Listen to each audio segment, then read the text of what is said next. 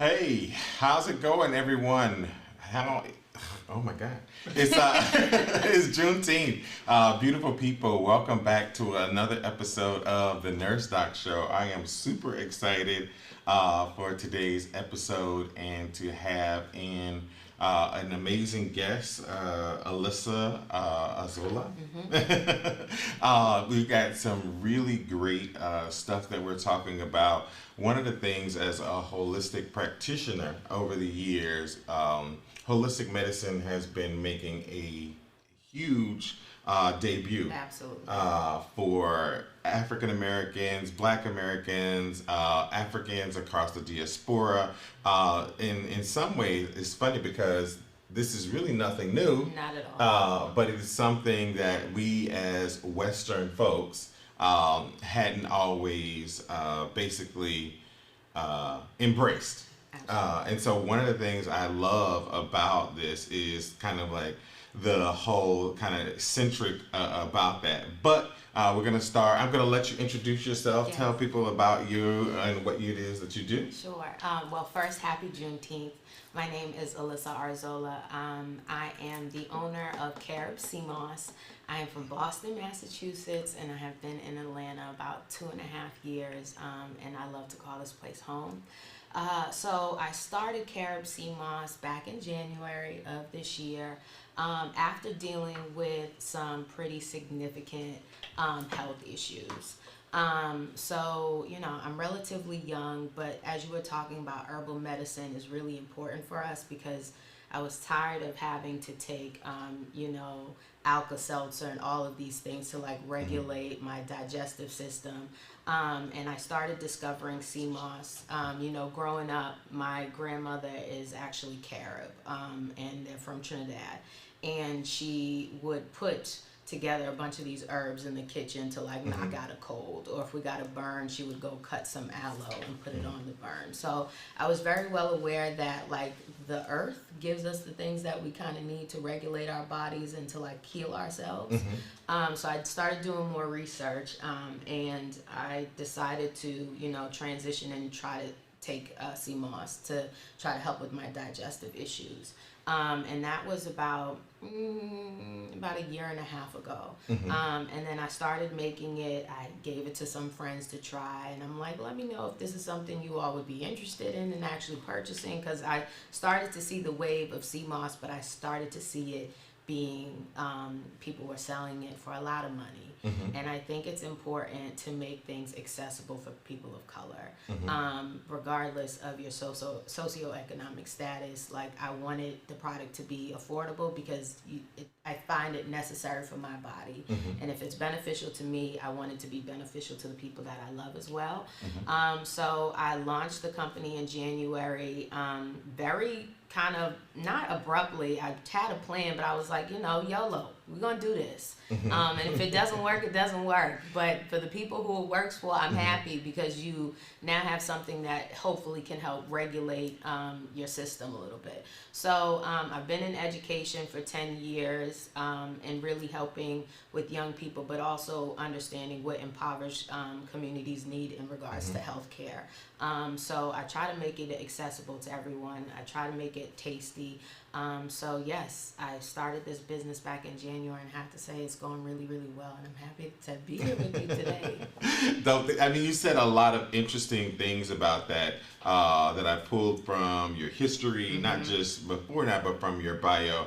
You having Caribbean roots, family being from Trinidad and Tobago, the amazing, beautiful Trinidad and Tobago, which I'm there every year when it's open for Carnival for almost 7 years. That's a good time, by the way. Oh, it's a great time. It's a great time. So, but your family kind of bestowed this kind of into you. So you had this growing up. Now, did you grow up in the United States? Or Yes, I grew up in the United States, and my grandparents lived with us for quite a while. And I got to, we're in an apartment in Boston, and my grandmother was still figuring out some of these really medicinal recipes to make, because my sister had really bad asthma. I don't know what she went in the kitchen and made and concocted, but when I tell you, Christy no longer had to go to the ER for these for her asthma, and I just think it is amazing. My dad's family, part of the family is from Haiti, so I definitely have a mix of cultures, but I have to say that my grandmother and my mother used to like make things sell to the roti shop in Boston. So I'm used to seeing black women doing it and being in the kitchen and making things for people's enjoyment. So this is definitely, I know it's cliche to say a passion project, but it's something I'm very passionate about. And I feel like my grandmother would be very happy about it. Alyssa, another thing that you said was so amazing. Black women have been taking these different things from the earth. Yes. For all of our families. I remember my grandmother boiling yellow root tea. And that was the worst taste of my life. Drinking yellow root tea or eating red clay. Like we would have to go to Wetumpka or like Redlands is actually what they call it, but the appropriate term for what is on the geographical map, Wetumpka, and getting red clay and eating red dirt. And like again, my grandmother at the same time would do moonshine, and it wasn't just moonshine to just like be getting drunk. It was like had medicinal effects to it. Like my mother would be like, go in there, get some of that, boil it with peppermints and blah blah. No, that's legit. Because when we would have a cold, my mother would be like, all right, this is the only time we could take a little shot of rum. But she would like boil lemon peel, orange peel, ginger, cinnamon, and then we would put a little shot in it, and I mean, I felt better, like cleared up like my congestion. So as you're saying, that's so accurate. Like they've been doing this for a really, really long time to just be able to heal their children, their families, and taking care of home. And I think that even more so, like so today is Juneteenth. Yes. And we are now, I mean, up until, be honest, before last year, I had never celebrated Juneteenth. Actually, I mean, we all know when, slaves are freed, in the Emancipation Proclamation. However, we didn't know the history behind it. It wasn't something taught in school. I got raised in Alabama, Talladega, Alabama. It was never something, that, one of my classes, my history class talked about or so forth and so on.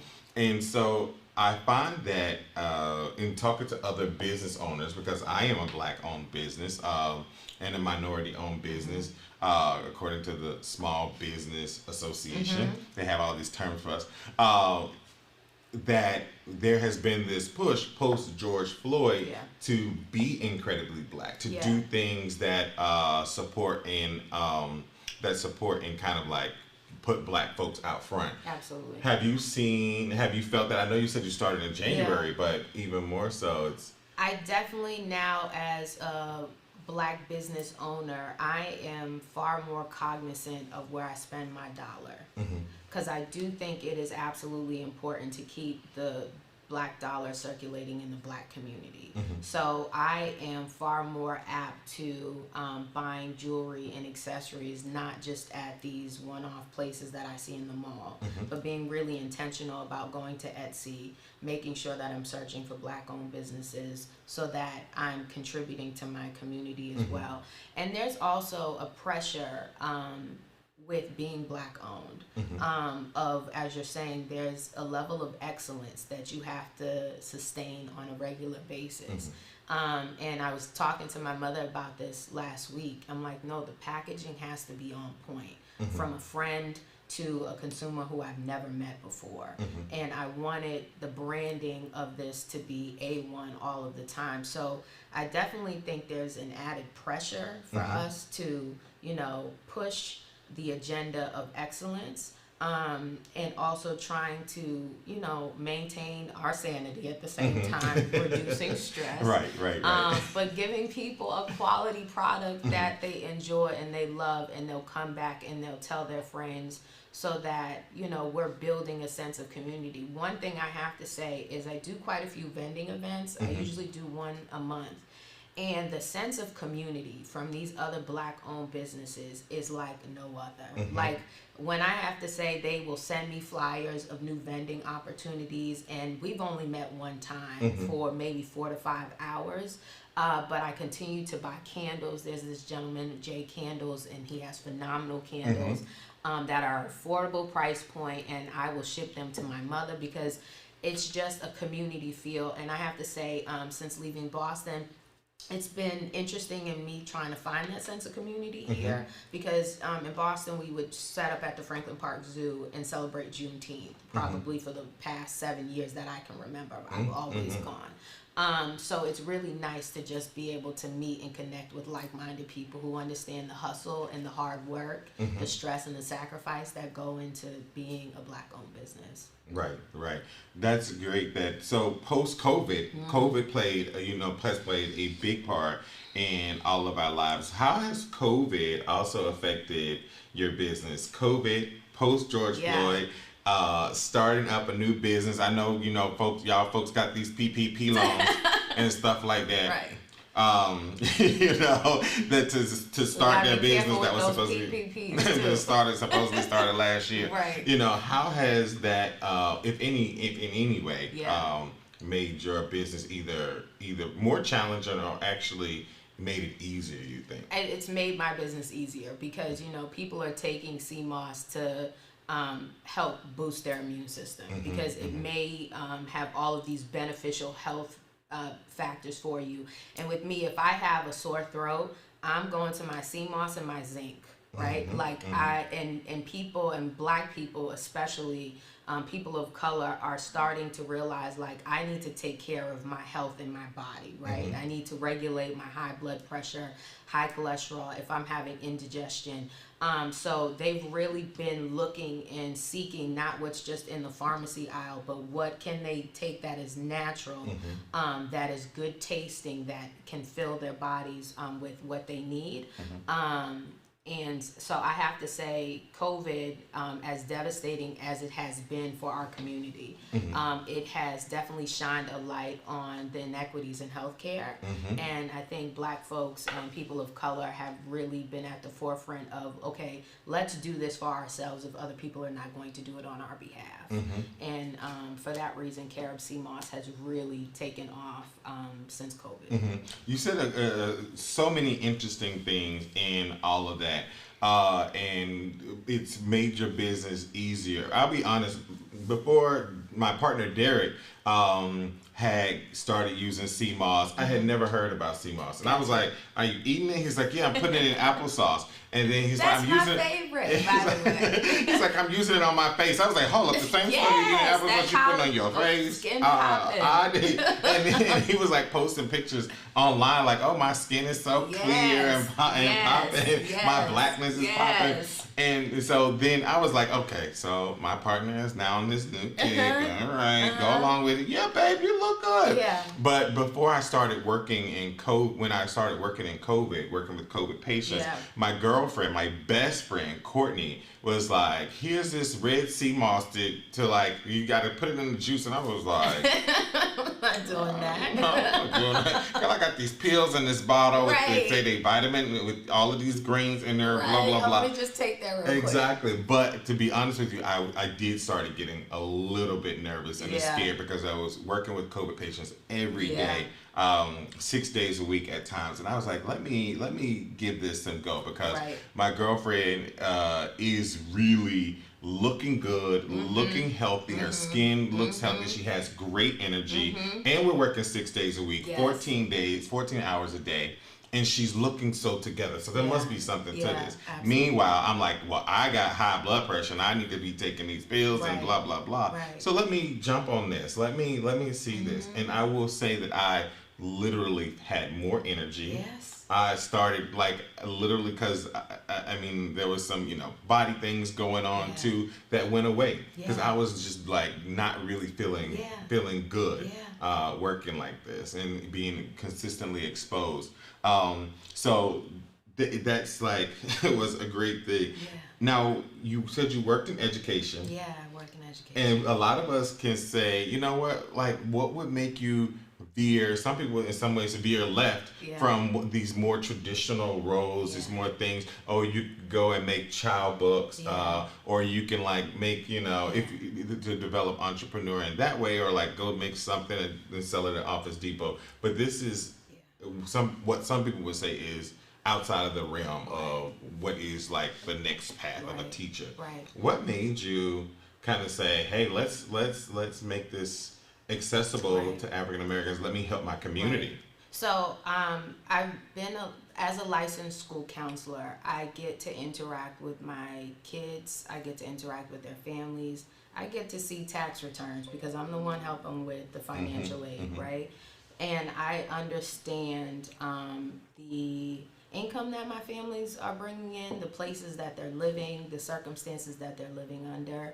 And I'm seeing a lot of, in my experience, like them eating a lot of ramen noodles, Vienna sausages, all of these things that are really packed with sodium, right? And not having access to quality health care.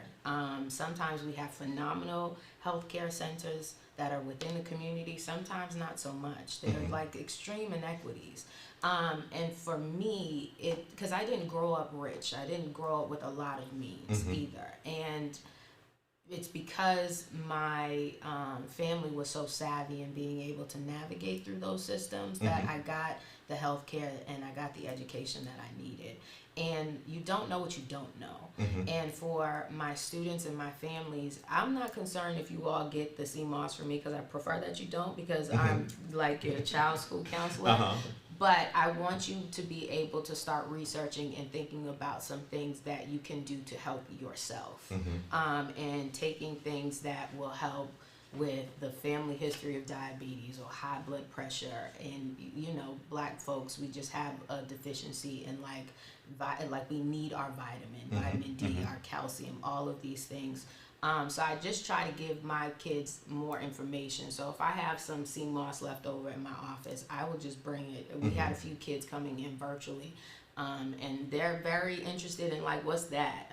Sometimes I was eating Brussels sprouts one day, and one of them was like, what is that? I'm like, come try some Brussels sprouts.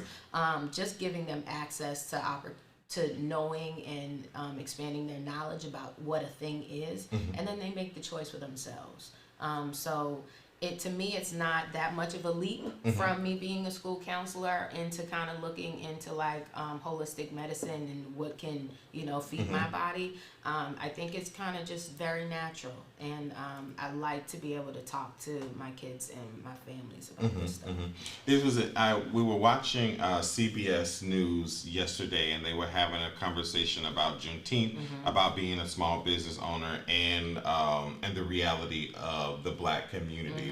That a lot of our businesses, because people are like, oh well, look, 13% of they say 13% of Black businesses are Black businesses. However, only 3% of that 13% have more than one employee.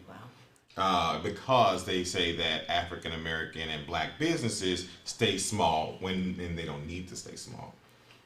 So we don't employ other people. We're less likely to employ other people. That in the reality is. So this whole kind of like concept of that we sometimes tout like, oh, we made it. We haven't quite made it. Right. That was part of it, that made me also think about this. So as a Black-owned business, and here in the studio space, we have like it's a shared office kind of space. We had several people who come through this area. I'll be honest, one of the things I love about being a business in Atlanta, even though I service the communities in New York, Washington, D.C., Maryland, and Virginia, is that I'm also still very surrounded by this very ethnic-centric community. So a young lady was here once upon a time. I had an office selling sea moss, and I love the fact that she had like several other people working for her. Yeah. So she was growing her business in that way. What would you say is probably the challenge that you think being a business owner and employing others, or or if you feel like you see your business growing in that way to employ. Yeah, it's access to information and knowledge. So for me, I actually have a meeting today with an accountant at 4, because I would like to. My niece does work for me for social media as well as she does vending. I would like to have her and include her as an employee. And I just want to know the legalities behind it, because when we haven't been in these spaces where we've been employing people, that's a big deal. Like that is Girl, not. look.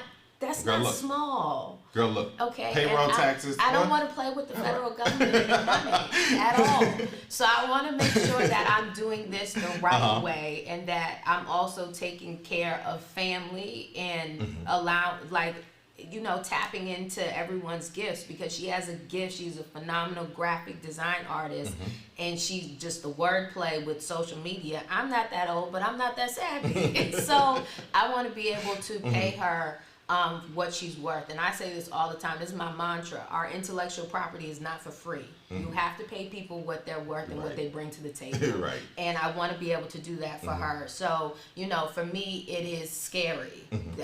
Maybe that's our hesitation in really expanding our businesses, because it is an endeavor that some of us who, like for me, first generation American, my family has not done that here yet. To be able to have employees, and that's a huge feat. But it's something I'm definitely interested in, and hopefully at 4 o'clock I figure out my way around that. Girl, look, you ain't said nothing but a thing when you talk about you don't want to play with the federal government, because you start having conversations about payroll taxes. You start having conversations about people have rights if you have more than this number of employees, and folks or black folks like us, we're like, okay, I'm above broke. This business is making money, but then now I gotta find somebody who can help me navigate this. Yes. Not just one, but I know I myself, in looking for people, look for people who look like me. Yeah, absolutely. So then I'm like looking for a CPA who's African American and up on this. I'm looking for an attorney who's African American and up on this. I'm looking for people to surround myself. And the truth is, it's not you can't easily find these folks. No. No. So that's another scary thing to figure out. Absolutely. And it's finding people who you trust and that are reliable. And because we talk about money here, and I don't have a lot of it to play with. So I want to make sure I'm putting this in the right person's hands to be able to, but I also have to know what questions to ask. And unless we get mentorship from folks who have been in this for a while, it's kind of hard to, they talk about bootstraps all the time. Who said I even have the laces for the boots? Okay, let's talk about that first. So I think mentorship is really important, and I know Atlanta does a really good job of having some formalized programs where Black business owners can get mentorships from other people, but it's absolutely necessary. And it's about once you learn the information, to give the information to everyone else. I'm telling my friends, get the LLC, establish it now, figure out the game plan as you go, but just have that documentation handled already. So when an opportunity knocks on the door, you're ready and your paperwork is together. But it's definitely scary, and finding quality people, because as far as I'm concerned, I don't know that there's a directory where I can just go to say, okay, let me find somebody within a 10-mile radius of my home who can look at my books for me or make sure that my QuickBooks is on point. So it's just challenging. Right. And it's scary. Yes. And all of those other things. So I would love to talk about, because you have some sea moss here today, and I'm excited because it looks so interesting. So let's talk about sea moss for those folks who don't quite understand what that is. And break it down for us in just some very basic ways. Absolutely. So sea moss, which is also known as Irish moss, is an algae that is grown on the shorelines of the Atlantic, and this is how it looks dried, and this is wild crafted, which means that it came straight from the ocean. My sea moss that I use is from St. Lucia, and what I want folks to be really mindful of is they also have farm raised sea moss.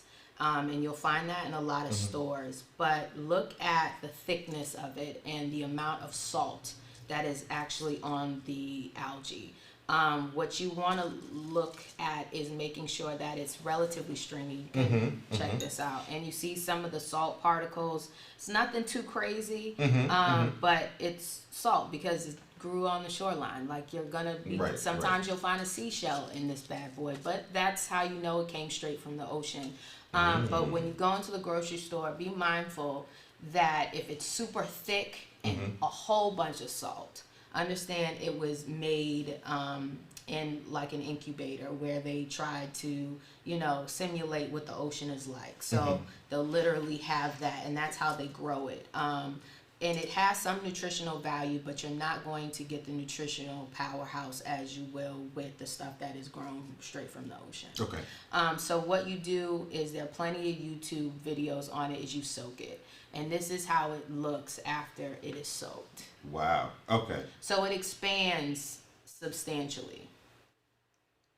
That's incredibly interesting. Yes. And with the other sea moss, you'll find that once it expands, it gets even larger than this. And people buy it because it's less expensive.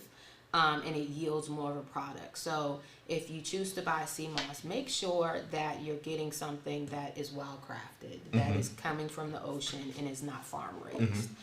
Would be my suggestion to you all. So I brought two of my favorites that my customers absolutely love. Okay. I have the hibiscus and ginger as well as the strawberry. So with hibiscus, we're Caribbean again, so we call it sorrel. And it's a drink that we have on a regular basis. You boil the hibiscus down. Girl, I heard the sorrel. Okay. I thought parties. Yes, it's absolutely, Caribbean parties. yes, it's absolutely delicious. So I made it and I infuse it with this because I think it's important. Sea moss, if you smell it, smells like the ocean. I think it's important for people to like what they're tasting and enjoy it. So I infuse mine and I try to cut it a little bit for the smell. And then I have strawberry, which is one of our seasonal flavors. So I want you to give it a little bit of a try. So this is the strawberry? That is strawberry. Okay. It's the absolute fan favorite. Oh, really? Yes. So the way that I've been taking it, but my girlfriend shares it with me, is like to chase it with something. Oh no, you don't need to chase. Oh, see, that's great. Because I'm like, you're getting a live.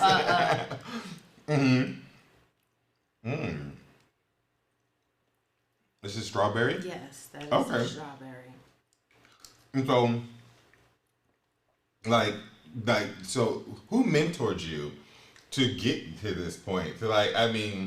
Who would you say mentored you to make this a enjoyable kind of thing to do, enjoyable and healthy? I wish I could say I had a mentor.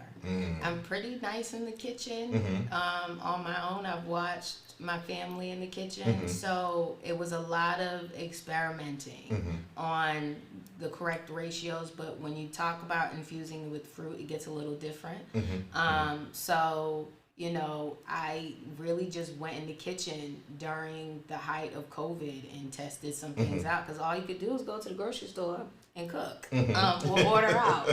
So that is largely what I did for the months that we were in the house, trying to just perfect the consistency because I also don't like things that are super thick and super gel-like. Right. I want to make it easy because if it's hard to take, I'm not going to take it. So making things that are tasty, but my absolute favorite combination as your partners is some mango applesauce and mixing it up with some sea moss, and I'm just a happy camper. I get my dose of my sea moss for the day and my applesauce. So, but strawberry people tend to love. Right. And then hibiscus and ginger definitely has more of a zing to it because of the ginger, but has great properties in helping to reduce stress, high blood pressure. So it's phenomenal. And one of my sorority sisters actually used this in her first trimester of pregnancy to help with her just the morning sickness. And she was like, once I took this, I could get through the rest of my day. Okay. And one of the things you brought up was enjoying it, because what came up in my head, I'll be honest, when you like introduced this and said try it, was my grandma said, boy, just drink it. You like, this tastes like grandma, this is awful. Right. Shut up and drink it. Yeah. You know, it's good for you. Right. And that's and as an adult, you know, I won't say that's traumatic. It is a lot, because you had to take it. Right. You know, people are taking castor oil and stuff like that. Can we talk about it though? It's scary. And swallowing the aloe for me is just something I had to do, and I can't. It's like I have visceral reactions when I think about it right now. Right, exactly. So that's why I was like, oh, this is gonna be like a whole episode of me, like, you know, like hear my grandma's voice. Just take it, boy. It's good for you. You need it. Right. You know, and another thing you said, that you're a sorority sister. So you belong to a Black Greek letter organization. For your Sigma Gamma Rho, a member of sorority of Sigma Gamma Rho Incorporated. And people would automatically just say, well, you automatically have this community that, you know, of people, professionals who can surround you and help you and grow your business. Is that something that you felt like you had by belonging to a Black Greek letter organization? Or did you feel like it was just kind of still Alyssa trying to figure this out by herself? I think it's a mix of both. You get absolute support, like from your sorors that, you know, root you on normally with any endeavor that you're doing. And I have to say that I have a really tight group of sorors that I'm super close with who give me honest feedback. Because at the beginning, it was not all fun and games. Like, there was trial and error of all of this. And they gave me really positive but critical feedback at the same time. So it's definitely helpful in the sense of they will repost something for me. They will purchase things for me. They will tell a friend. I just got a referral out, the shipment that I had to send out to Ohio. And I got that referral from my sorority sister, who is a phenomenal reporter, Akila Johnson. So I definitely get these referrals on a regular basis. So being a member of Sigma Gamma Rho Sorority Incorporated has helped substantially. Or I will do raffles at a conference that they're having for a chapter in New York. So there's definitely, the network is there. And the person that I am, I'm going to do the bulk of the work on my own. I'm never going to use a organization or someone else as kind of the thing that I'm leaning on 24/7 to create success, because I'm looking for this to be sustainable all the time, and that is largely dependent on me and the actions that I'm taking. So networking is absolutely important, but you know, doing the work on your own is equally as important. So I think that it's twofold. So definitely the network is there. I wouldn't say it's easy. None of Black-owned businesses is not easy. Right, exactly. Definitely worth it, but not easy. But having the support of family and your network is everything. Another thing, a question that I had, one of the good things, well, I recently crossed my 150,000 views for YouTube, and have over a community of over 15,000, almost 15,000 subscribers.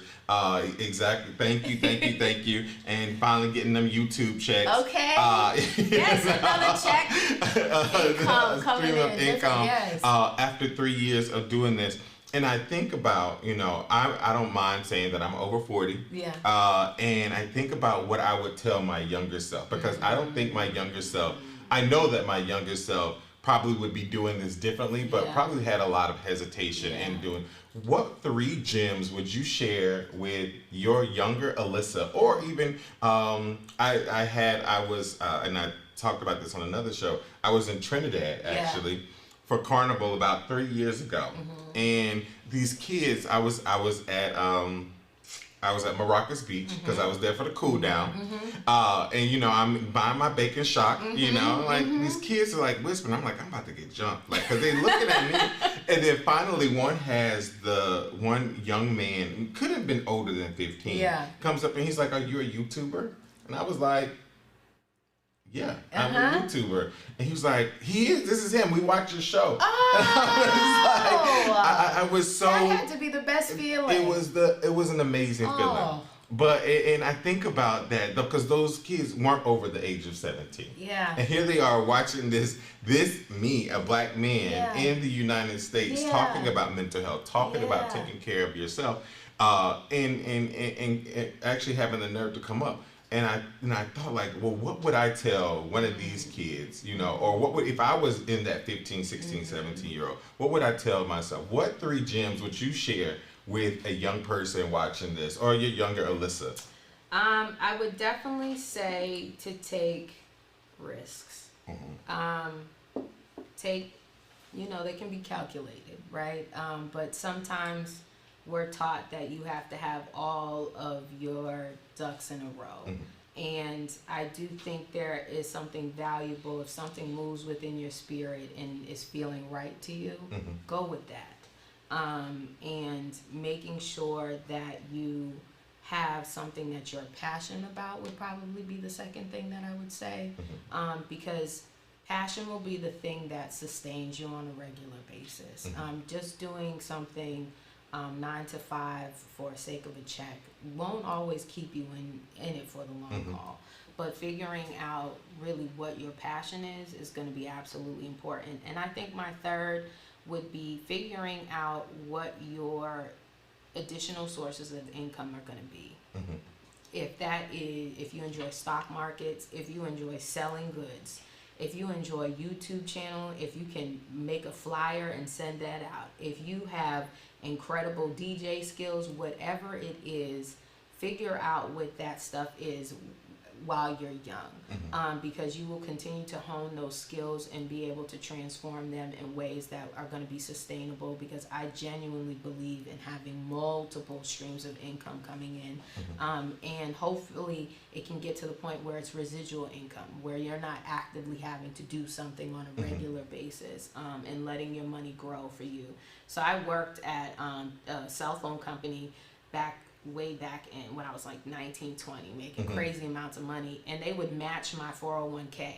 And at the time I was like, I don't need that. Right. And they were matching it like 50%. And now I'm like, Alyssa, what were you doing? Like, girl, you could be sitting on some money right now. So I would just say, definitely figuring out the streams of income.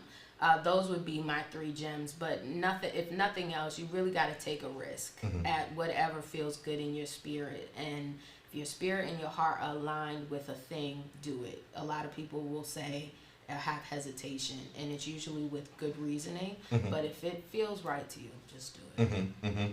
I got a text message from from a viewer, Pat Brown, who is also watching the show, and she says, great show. I love this woman, by the way. So she was my recruiter for years when I was doing travel nursing. And I would just stick with her. One, because she's part of my community. So this whole idea about, just running from person to person simply because of money being more attractive. No, I'm like, I trust this person. And so she recently stepped out on faith and started her own business as a black woman in a very, what some people could feel like is a very is a very dominated field by big businesses in staffing and building trust. So I'm really excited. Thank you, Pat Brown, for bringing that up, for texting in on the show. We got about 8 minutes, and I see it looks like we got a couple of things going on. Jock, anything over on the Instagram? The people want to know how it tastes. The people want to know how it tastes. So it tastes. So the texture is like applesauce. So it's like applesauce.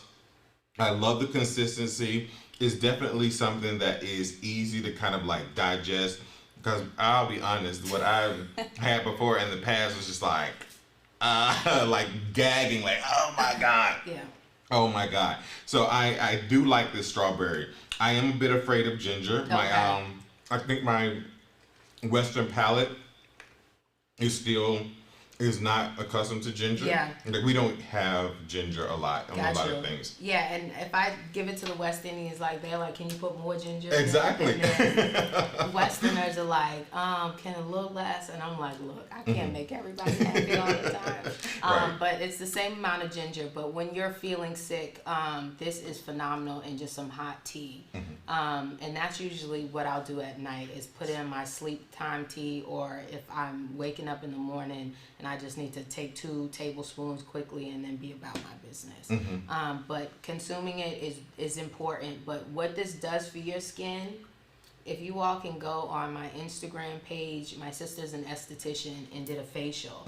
And she only cleansed my skin and did a mask of the sea moss. And I was absolutely amazed at how my skin looked. My pores were popping, and I was like, what is this? I was surprised because I had not yet used it as a face mask, and I'm like, okay, Christy, let's try it out. Oh, just a luminous skin. So I do sell unflavored as well in like a 4-ounce jar. That will take you far with just doing some facials, because it does everything for skin. And I have pretty bad eczema, so if I have a flare up, I will just put some on and let it sit, and it will be nice and moisturized, and I will moisturize it after so that I'm not constantly irritating my skin by itching it. So now so we know that it's good. We know that it works. Is there such a thing as too much sea moss in your life? Yeah, so I have friends who, because I sell mango as well, who are like, I just ate like 5-6 tablespoons. I'm like, no, don't do. 2 is the daily recommended dose, and I would say to even work yourself up to that. So to start off with 1 and work your way up to 2. So I would definitely stop at 2 tablespoons for the day. Okay. And then call it a day, and just make sure that you're taking it daily. And really give it like 21 days to see how your body feels. But you know, one of my line sisters gets a lot of energy from it, and I'm like, kudos to you. Doesn't necessarily have that effect for me, but she gets a lot of energy from it. For me, it really does help out my digestive system, and I just feel a lot better because I can tend to bloat very, very easily. So we were talking about gluten intolerances earlier. If I want a slice of pizza, I know that I need to have my 2 tablespoons of my sea moss. Oh, okay. Yeah, so it's helpful that I don't have to take like my Alka-Seltzer, like chewable tablets anymore. I can just go to my sea moss and take that. Okay, okay. Oh, so that's interesting that you take it and it helps your digestive tract be able to, okay. The discomfort I get from eating a delicious slice of pizza is ridiculous. But sometimes, YOLO, you only live once. So I'm going to enjoy this pizza. I'm going to just do what I have to do in order to do so. Awesome, awesome. I had another question. So if a younger you had a greater appreciation and attention to Juneteenth, what do you think would be different about maybe life or your outlook as a business owner, as a school counselor?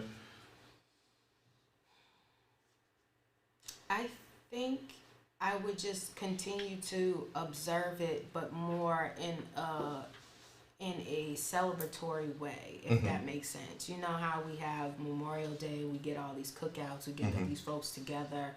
It would definitely be more of that. Again, coming from Boston, that's largely what we did on Juneteenth, is we got together, we got a DJ, barbecued outside. And if my younger self could have been doing that since I was in high school, it would be just regimented in me. So like since I've moved, I've participated a little less in Juneteenth activities. Last summer, we went out to like a healthcare festival at which you were at. I was at doing blood pressure checks and COVID tests. So it would definitely, it's definitely helpful. And recommendations, so I would say that piece for that.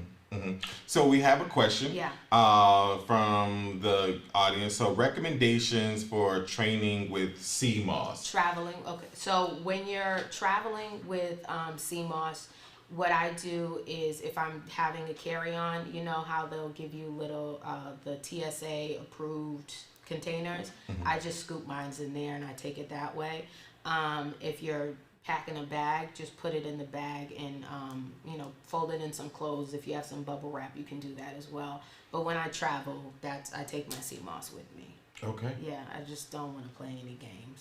So it really has been helpful. And if you do not buy Karib Sea Moss, I would implore you to try it just for a week, if not the full 21 days, to see how it makes you feel, and then go from there.